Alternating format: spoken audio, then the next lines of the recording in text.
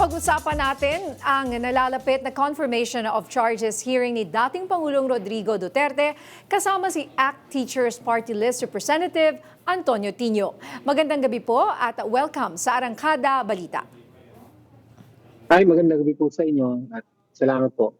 Okay, Congressman, sa Lunes na po magsisimula ang confirmation of charges hearing ni dating Pangulong Rodrigo Duterte at pinayagan yung apela ng kampo niyang lumiban siya or kahit hindi siya dumalo rito. Ano po ang naging reaksyon niyo dito?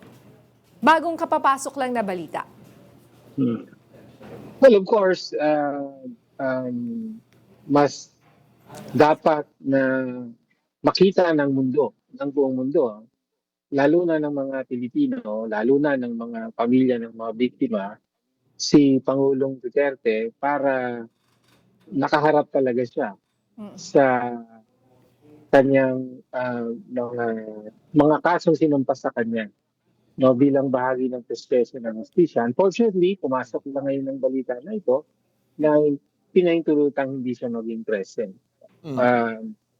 Para sa atin, mas mainam sana kung makitang muli si Pangulong Duterte. Kung matatandaan natin, last time na humarap siya publicly was yung unang-unang pagkakataon. Tapos mula noon ay ilang buwan na rin yan, hindi pa rin natin nakikita ang dating Pangulo. And Congressman, di ba, yung sinabi ho, yung pinagbasihan na pinayagan siya ay dahil nga parang waiver. Hindi dahil doon sa kalusugan, kasi kalusugan niya, sinabi naman na fit to stand trial siya. Pero ano yung mawawala kay dating Pangulo pag hindi siya dumating doon? Ano yung winave niya? Well, frankly, hindi naman klaro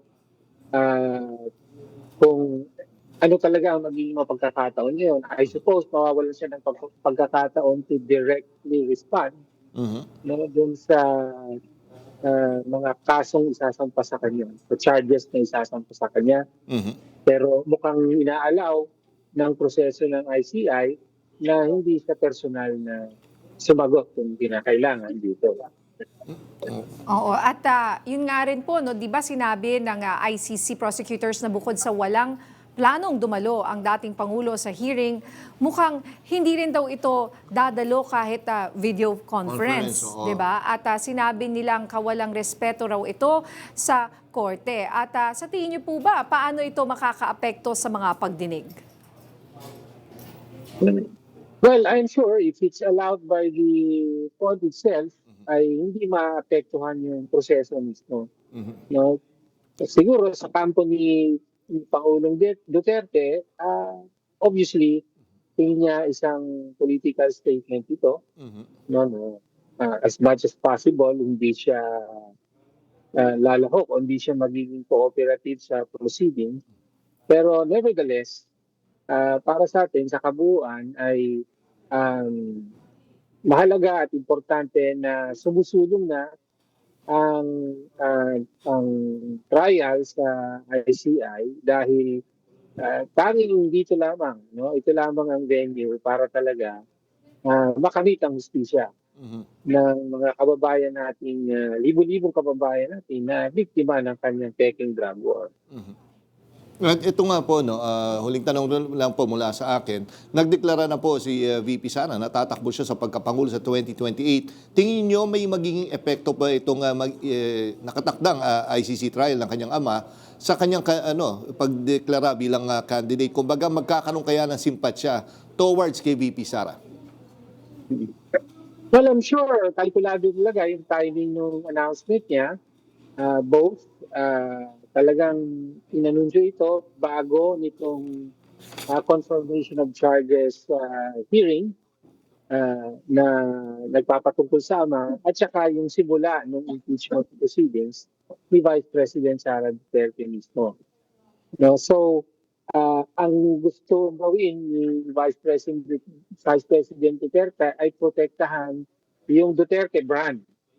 So kaya yung kung ano mangyayari sa ama ay may epekto sa magiging political moves niya moving forward, including yung pagtakbo niya bilang presidente.